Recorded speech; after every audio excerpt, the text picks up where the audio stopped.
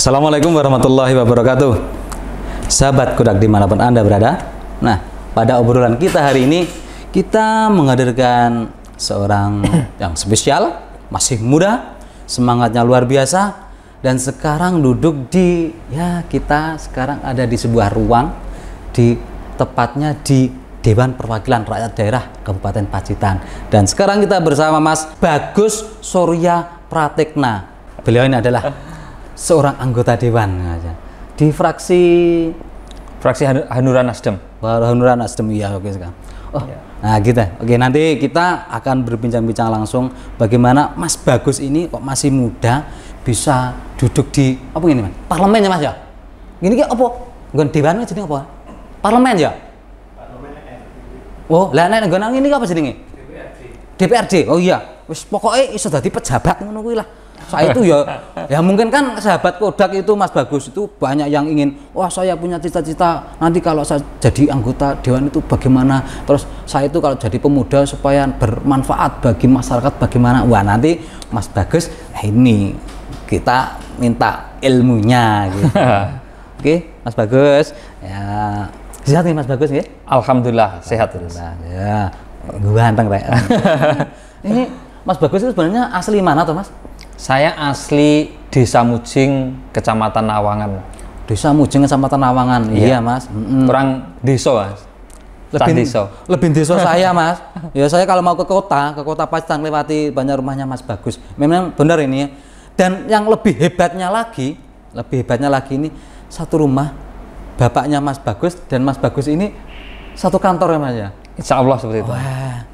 Ini perlu kita timba ilmunya ini ya. Oke, Mas Bagus mungkin bisa menceritakan ataupun motivasinya Mas Bagus kok bisa seperti sekarang ini itu Mas Bagus. Oh iya, terima kasih ini. Sebelumnya saya sudah diberikan waktu diajak untuk ngobrol-ngobrol terkait kepemudaan di Kabupaten Pacitan. Jadi kemarin waktu pemilihan legislatif kemarin, alhamdulillah saya terpilih juga menjadi anggota DPRD Kabupaten Pacitan. Sebenarnya kalau kita melihat potensi pemuda di Kabupaten Pacitan kan juga sangat besar, Mas. Terutama dapil saya kan dapil 3 Nawangan Bandar itu.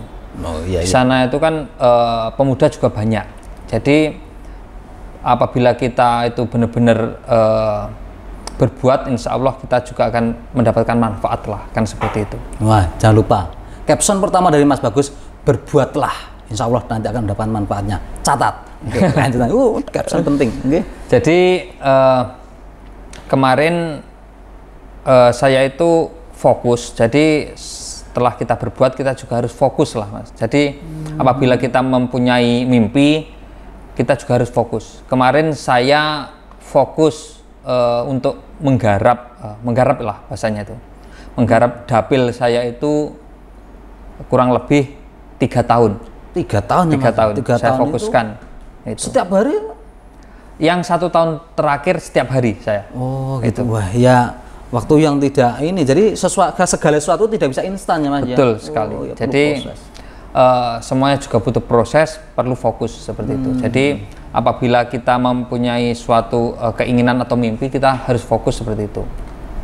Caption yang kedua, kalau kita mempunyai keinginan atau mimpi, fokus. Betul. Lanjutkan Mas Bagus. Ayo lagi. Terus yang ketiga, kita juga harus kerja keras. Jadi tadi ditanyakan apakah setiap hari. 1 tahun terakhir saya setiap hari terjun ke masyarakat itu. Jadi kita juga harus kerja keras. Bagaimana kita mendapatkan hati dari masyarakat seperti itu. Jadi 1 tahun terakhir itu saya itu tiap hari. Jadi keluar rumah itu jam 8 pagi, terus pulang lagi ke rumah itu paling sore jam 12 malam. Wah, itu kan dan juga untuk mengetahui bagaimana apa atau suara masyarakat itu bagaimana. Terus nanti kalau sudah duduk di gedung ini sudah tidak dadak golek gitu. Betul. Jadi sudah bisa menyerap aspirasi. Kalau sudah jadi tinggal aksi. Ya, betul. Cocok kita. Iya. Jadi kita fokus dan kerja keras itu suatu hal yang beriringan. Seperti itu. Fokus kerja keras beriringan ya. Gitu. Terus kemudian kita juga harus Mas, benar-benar paham terhadap keadaan sosial di masyarakat, kan seperti itu. Jadi kemarin itu kan banyak sekali pandangan miring terhadap anggota DPRD. Oh iya, itu. Karena kalau yang dulu-dulu katanya itu setelah jadi nanti ke masyarakat lagi setelah waktu mau mencalonkan lagi, kan seperti itu. Iya. Oleh karena itu saya kepingin merubah pandangan miring terhadap anggota DPRD, karena bagaimanapun anggota DPRD itu juga sangat penting di masyarakat, karena tidak mungkin masyarakat akan menyampaikan langsung kepada pemerintah. Kan apabila masyarakat mempunyai wakil dan wakilnya itu bisa menjadi penyambung lidah masyarakat dengan pemerintah, pasti kebutuhan masyarakat juga akan semakin terpenuhi. Seperti itu. Keren, ini luar biasa. Ya seperti ini tokoh pemuda. Jadi ya kerja keras diimbangi dengan apa tadi Mas? Fokus tadi, kemudian sosialnya tadi, terus apa ya? Peka ya, jadi peka. Jadi kerja keras itu tidak hanya sekedar kita kerja keras tanpa ada sesuatu apa ya Mas ya, semacam pola gitu Mas ya. Planningnya harus jelas. Gitu ya. Mungkin selain di anggota dewan ini, mungkin Mas Bagus bisa menceritakan aktif di mana saja gitu.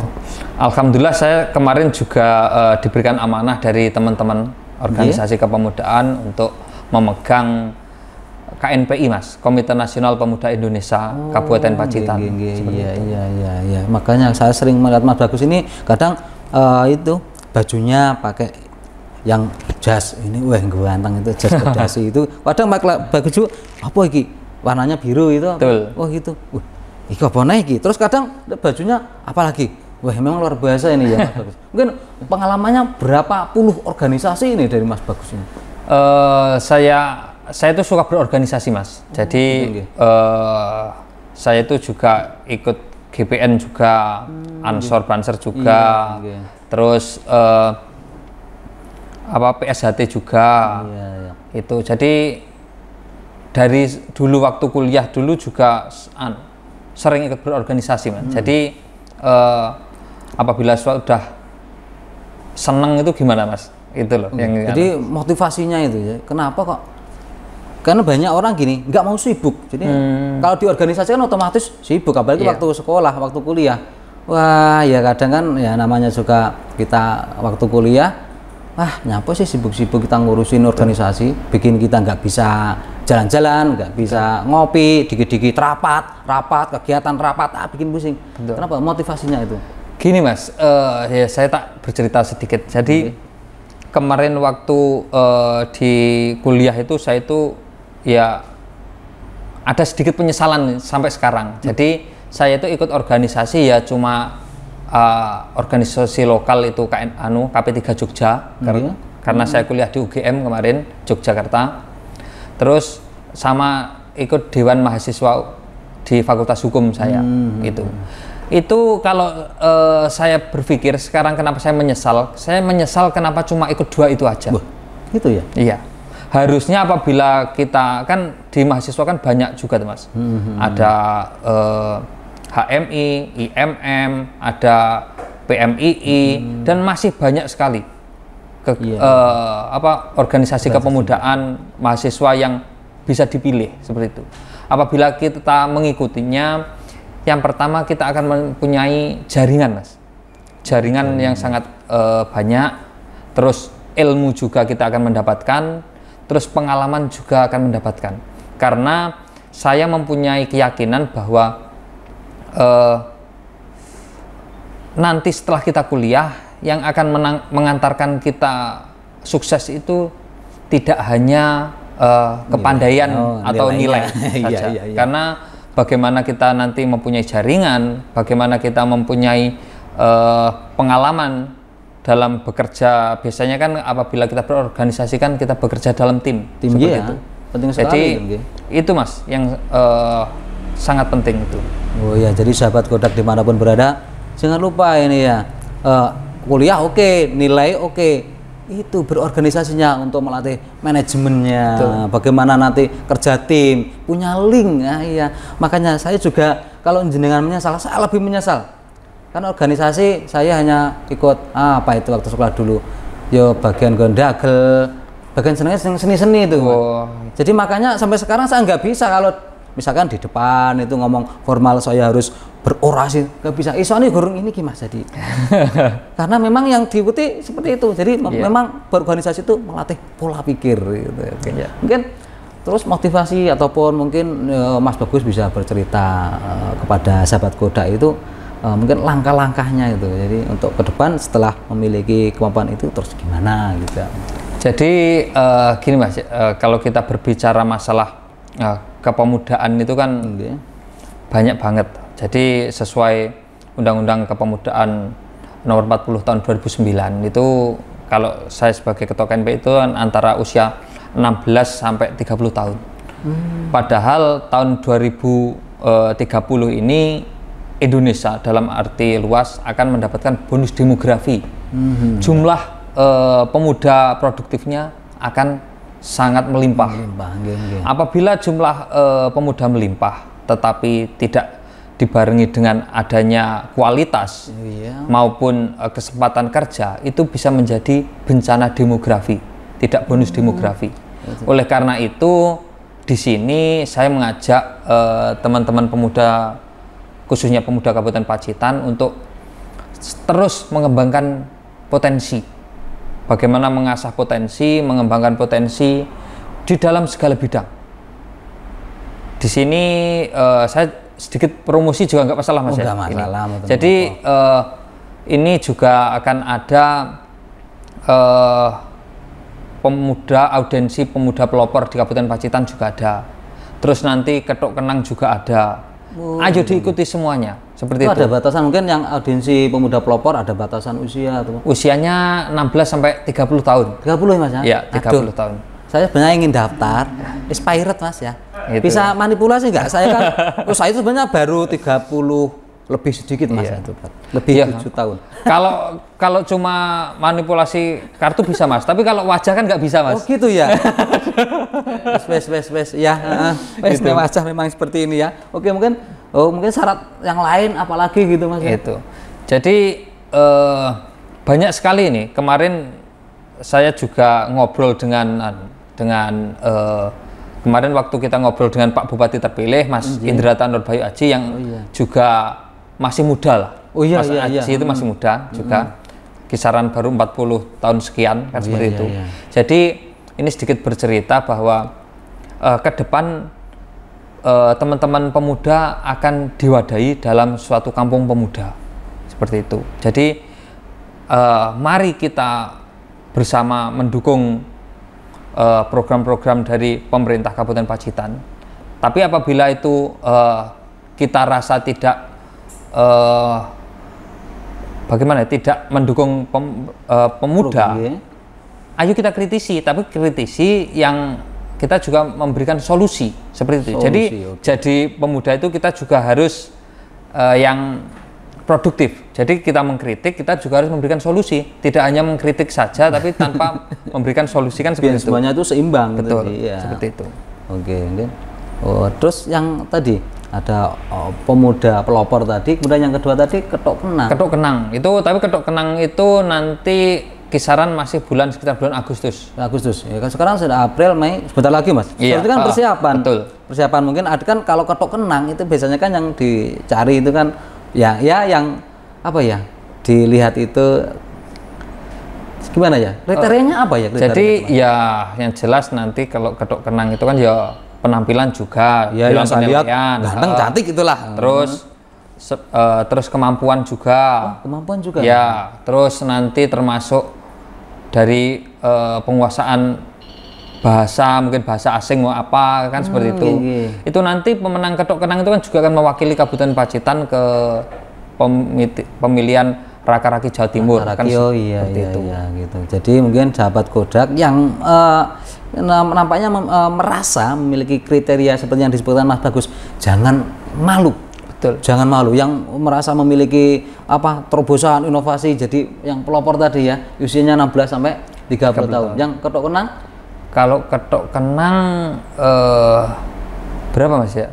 Kurang lebih ya sama lah. Sama ya. Oke. Kelihatannya sampai 35 kalau enggak. Tapi coba nanti langsung menghubungi kami aja, nanti kan bisa kami bimbing juga. Iya, karena seperti pemuda pelopor itu kan yang mendaftar juga langsung mendapat bimbingan dari teman-teman KNPI juga. Oh kan gitu ya. Wah, ini luar biasa. Ada anggota dewannya masih muda, kemudian bupati terpilihnya juga masih muda. Ini kan peluangnya pemuda untuk maju gitu. Betul. Ya. Jadi jangan sampai kita lemah menyerah, kita pasrah terhadap keadaan. Pokoknya cari terobosan, cari inovasi, kerja keras dan terus semangat gitu ya. Betul. Mungkin ada tips-tips lagi itu Mas, berbagi dengan sahabat Kodak mumpung kita bisa sekarang bertemu. Ya gini ya, Kabupaten Pacitan ini kan suatu kabupaten yang kalau kita melihat itu kan potensi berkembangnya sangat pesat gitu Mas. Jadi bagi pemuda di Kabupaten Pacitan apabila kita melihat peluang, banyak sekali peluang yang bisa kita manfaatkan seperti itu. Potensi wisata itu masih sangat terbuka. Oh iya. Jadi apabila kita berbicara terkait wisata itu kan banyak sekali Mas. Jadi kalau kita pergi ke suatu wisata itu kan di sana juga ada kuliner juga ada, tour guide juga ada, biro jasa perjalanan juga ada. Termasuk bagaimana kita nanti dalam hal kecil kita ikut bertanggung jawab kepada Kabupaten Pacitan, ikut menyebarkan jadi spot-spot wisata di media sosial kita. Paling tidak kita juga sudah ikut memberikan iklan gratis kepada Kabupaten Pacitan kan seperti itu. Oh iya, kita lihat juga kalau dulu waktu kita kan tahunya kalau Pacitan itu pantai sama Teleng. Hanya 3 Mas, kalau pantai, gua sama Banyu Anget. Kan cuma tapi itu. Sekarang ternyata berkembang itu. Ada yang Setono Gentong itu. Tuh. Kemarin saudara saya Mas itu yang dari Jakarta sana bermain ke situ. Waktu ke situ nggak mau pulang. Jadi wah, Pacitan seperti ini ya gitu. Terus dia bisa melihat itu ada Gunung Limo itu, melihat hamparannya, kebetulan cuaca pas ini merasa takjub. Tapi ternyata itu ya, ini benar-benar kayak di surga, dia merasa gitu. Mungkin terus kemudian ada lagi mana ya, Kali Maron. Betul, itu Sungai Maron. Oh iya, kebetulan kemarin itu juga ini Mas, kita ya alhamdulillah itu ada temen kita buat iklan itu. Waktu kita ada ini, kita juga kebetulan diminta itu untuk Pacitan. Nah, kemudian kita arahkan ke beberapa wisata dan itu ya semoga walaupun itu sedikit bisa membantu up kita promosi gitu. Iya. Kan karena ya itu Mas, sebenarnya Pacitan itu kan apabila kita benar-benar di manajemen yang sangat baik, saya kira tidak akan kalah dengan daerah seperti Banyuwangi, seperti Malang kan seperti itu. Karena itu menjadi tanggung jawab kita bersama, terutama ya khususnya pemuda ya. Apalagi kan kita juga mempunyai beberapa organisasi pemuda yang kuliah di beberapa daerah seperti Jogja, Malang, Solo, membentuk perkumpulan itu kan di sana juga bisa membantu Kabupaten Pacitan untuk promosi kan seperti itu. Karena dampaknya tetap pada lingkungan, pada ini akhirnya kalau semuanya itu Pacitan ini bisa terekspos, masyarakatnya ini pendapatannya, penghasilannya bisa meningkatkan juga. Ini dampaknya banyak kan gitu. Karena gini Mas, karena kalau saya sendiri itu biasanya ya mempunyai prinsip jangan tanya apa yang sudah Pacitan berikan, tapi tanya apa yang sudah kamu berikan kepada Pacitan kan seperti itu. Iya, kalau saya apa ya gitu. Apa yang sudah saya berikan ya? Ya memang bingung Mas, tapi semoga dari apa yang membuat kita itu bingung kita mencari solusinya. Dan kita tetap bergerak walaupun ya kecil tapi berkesinambungan, terus akhirnya kan bisa menjadi sesuatu yang besar. Oke. Mungkin ada kemudian saran lagi pada sahabat Kodak dimanapun berada? Kemarin ya saya mengutip dari pernyataan teman itu. Jadi teman itu biasanya dia mempunyai quote itu. Jangan pernah merasa tetaplah merasa lapar dan juga tetaplah merasa bodoh. Karena apabila kita lapar, empati kita akan terus ada. Apabila kita merasa bodoh, jadi kita akan terus belajar, kan seperti itu. Iya. Jangan tetaplah merasa lapar dan tetaplah merasa bodoh. Ini tagar ini atau quotes ini ditulis besar ya, karena ini menjadi pelecut semangat yang luar biasa. Oke, mungkin itu. Iya, mungkin apa yang kita obrolkan sekian dulu. Tapi Mas Bagis untuk di lain hari, kalau kita tim ini mengulik informasi, kemudian pengalamannya Mas Bagus, siapa tahu menjadi inspirasi kami. Siap toh Mas Bagus ya? Sangat siap. Sangat siap. Alhamdulillah. Nanti kalau main ke Jeruk mampir ya Mas ya. Siap. Di sana nanti bisa lagi. Dan juga itu kalau di rumah saya mampir boleh kan Mas ya? Sangat boleh Mas. Ya kadang kan main terus lupa nggak bawa sayang itu ngeteh itu. Oke, ya. Demikianlah obrolan kita bersama Mas Bagus, anggota Dewan yang muda dan luar biasa dengan semangatnya yang wow, saya tidak bisa berkata apa-apa. Semoga apa yang kita obrolkan hari ini barokah dan bermanfaat bagi kita semua. Sekian, wassalamualaikum warahmatullahi wabarakatuh.